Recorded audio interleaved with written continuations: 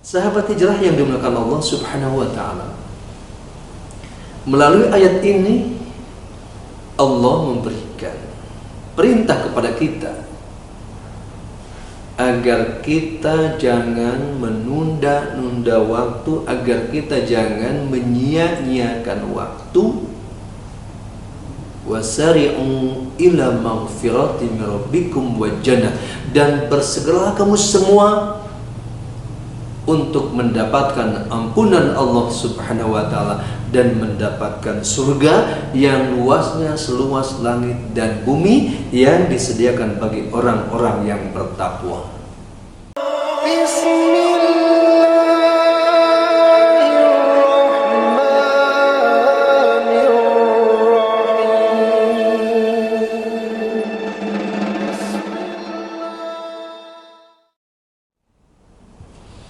Assalamualaikum warahmatullahi wabarakatuh.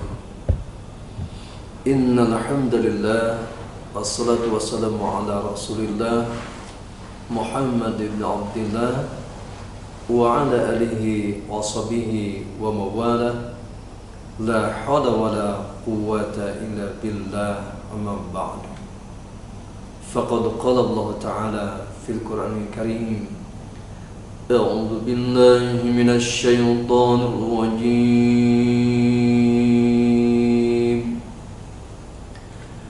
بسم الله الرحمن الرحيم. وسارعوا إلى مغفرة من ربكم وجنة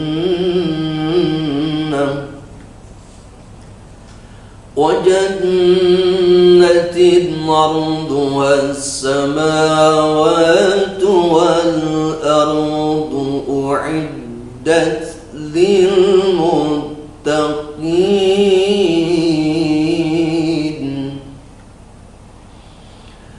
الذين ينفقون في السراء والضراء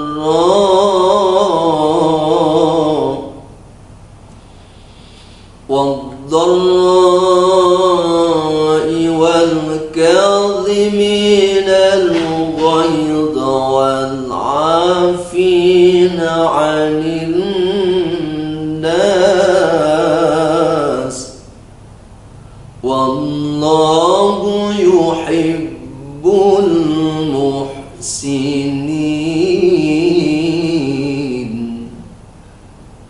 وقال رسول الله: Inna hadzal Qur'ana ma'dhubatullah fata'allamu min ba'dhubatihi mastata'tum. Shadaqallah wa shadaqa Rasulullah SAW.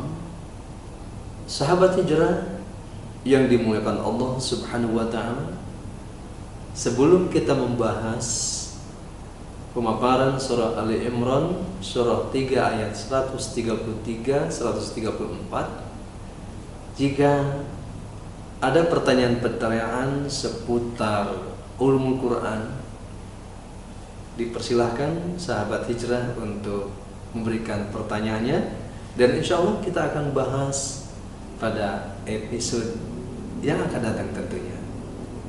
Karena tentu sangat menarik sekali ya, mungkin dengan pertanyaan-pertanyaan sahabat hijrah nanti akan tambah berkembang ya wawasan kita melalui pertanyaan tersebut, sehingga memberikan pemahaman wawasan yang luar biasa, karena memang kitab suci Al-Quran memberikan kontribusi wawasan yang sangat luas, yang sangat mendalam. Bahkan ya, ketika seseorang menulis tentang ulumul Quran ini, maka umurnya akan habis duluan sebelum Al-Quran selesai ditulisnya. Tentunya dipersilakan untuk memberikan tanggapan-tanggapan atau pertanyaan-pertanyaannya. Sahabat hijrah yang dimuliakan Allah Subhanahu wa taala, melalui ayat ini Allah memberikan perintah kepada kita agar kita jangan menunda-nunda waktu, agar kita jangan menyia-nyiakan waktu. Wasari'u ila maghfirati min rabbikum wa jannah, dan bersegeralah kamu semua untuk mendapatkan ampunan Allah Subhanahu wa taala dan mendapatkan surga yang luasnya seluas langit dan bumi yang disediakan bagi orang-orang yang bertakwa. Sahabat hijrah yang dimuliakan Allah Subhanahu wa taala, surah Ali Imran surah 3 ayat 133 134 ini memberikan informasi kepada kita semua agar kita jangan menunda-nunda waktu. Jangan bilang, entar dulu sholatnya, entar dulu baca Qur'annya, entar dulu zikirnya, entar dulu sedekahnya. Jangan entar-entar, tetapi bersegeralah. Karena untuk mendapatkan ampunan Allah itu kita memerlukan kesungguhan, istiqomah, keseriusan, khususnya dalam ibadah kepada Allah Subhanahu wa taala. Ketika kita meraih ampunan Allah, berarti kita pun berusaha untuk memohon ampunan kepada Allah Subhanahu wa taala. Baginda Nabi Muhammad SAW memberikan motivasi, memberikan contoh kepada kita. Padahal kita tahu baginda Nabi Muhammad SAW tidak pernah melakukan kesalahan-kesalahan. Bahkan dosa-dosanya diampuni, yang dahulu maupun kemudian, bahkan dijamin masuk surga. Tetapi beliau memberikan contoh kepada kita bahwa beliau selalu beristighfar, memohon ampun sekaligus bertaubat kepada Allah Subhanahu wa taala setiap hari lebih dari 70 kali. Wallahi inilah astagfirullah wa atubu ilaihi fil yawmi aktsara min 70 marratan. Demi Allah, sesungguhnya aku benar-benar selalu memohon ampunan kepada Allah dan bertaubat kepadanya setiap hari lebih dari 70 kali. Sahabat hijrah, 70 kali dalam bahasa Arab bukan 70 kali hitungan Indonesia. Itu menelingkan. Begitu sangat banyaknya istighfar Rasulullah, begitu sangat banyaknya Rasul memohon ampunan kepada Allah dan disertai dengan taubat. Tidak cukup beristighfar saja tanpa taubat, tetapi istighfar yang dilakukan adalah disertai dengan taubat. Istighfar mohon ampunan kepada Allah, taubat kembali kepada Allah, taubat mendekat kepada Allah Subhanahu wa taala. Nah, kita tentunya sebagai manusia biasa yang banyak kekhilafannya, yang banyak kesalahannya, yang banyak kekeliruannya, maka kita upayakan agar kita selalu memohon ampunan kepada Allah Subhanahu wa taala setiap sholat 5 waktu. Ya, sekali-kali, kalau sendiri jangan 3 kali. Kalau berjamaah 3 kali ya enggak apa-apa. Astagfirullahaladzim alladzi la ilaha illa huwal hayyul qayyum wa atubu ilaihi. Astagfirullahaladzim alladzi la ilaha illa huwal hayyul qayyum wa atubu ilaihi. 3 kali kalau berjamaah. Kalau sendiri usahakan agak banyak lagi. Karena kalau sendirian 3 kali kita khawatir dihitung termasuk orang yang pelit terhadap diri kita sendiri.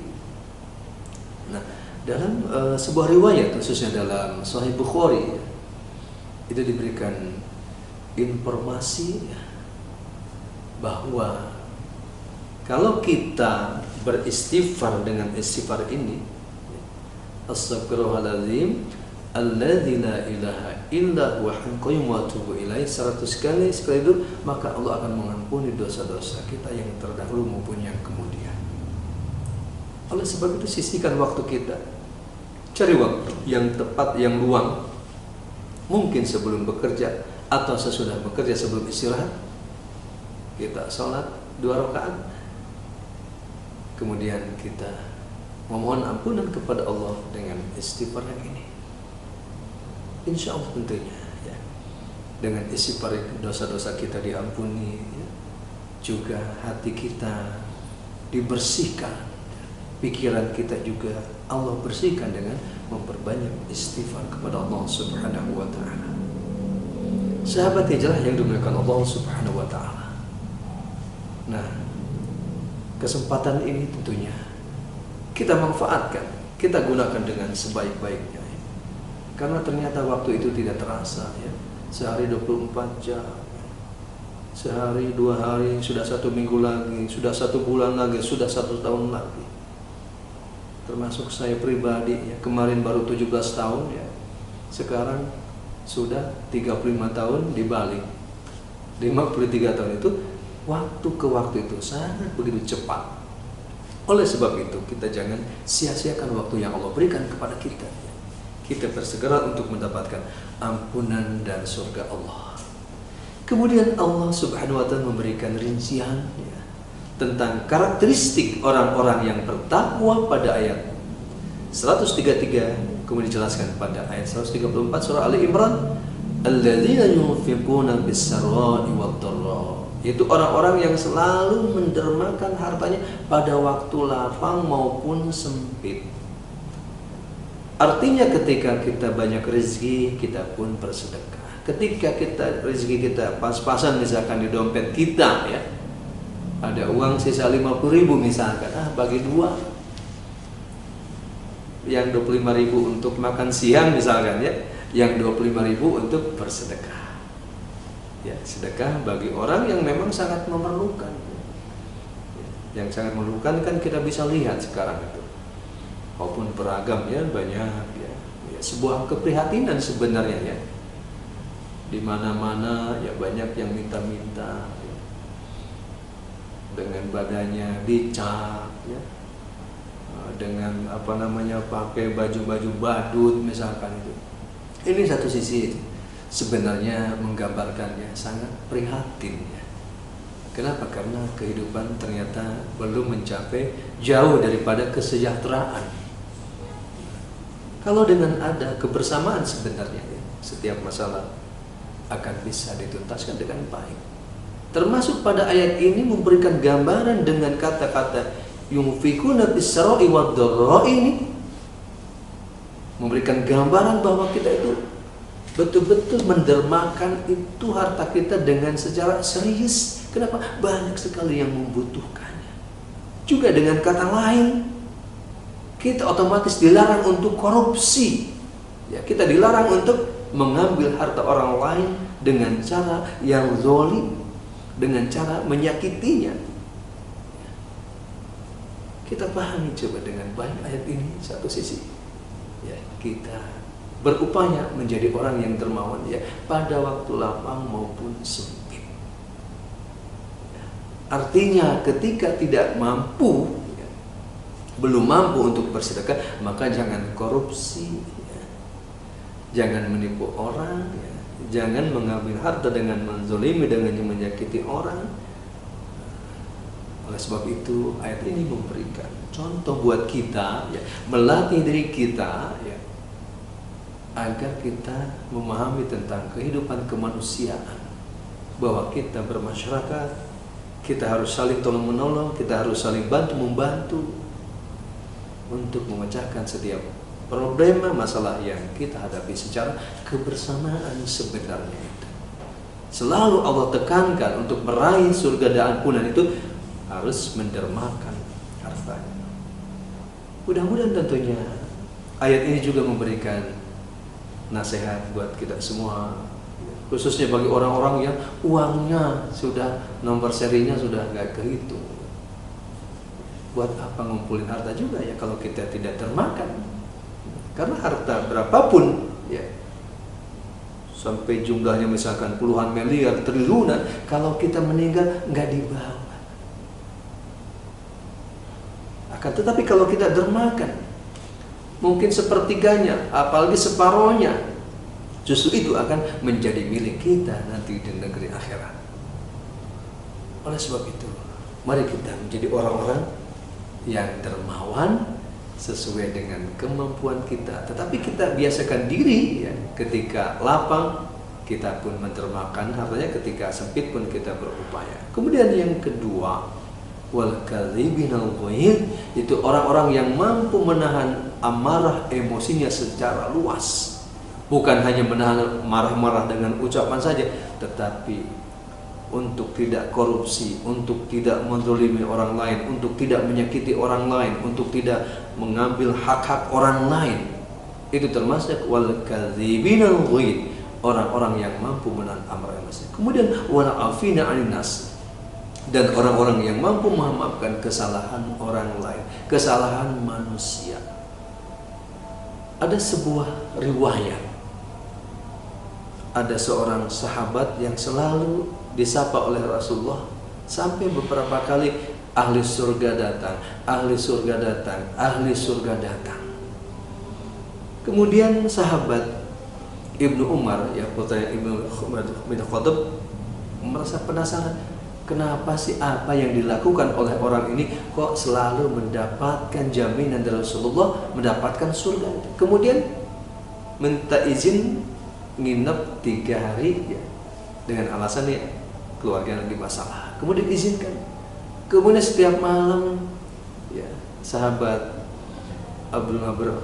Umar itu, putra Umar bin Khattab itu melihat, mengintip ya, apa sih yang lakukan orang ini sehingga dijamin oleh Rasulullah.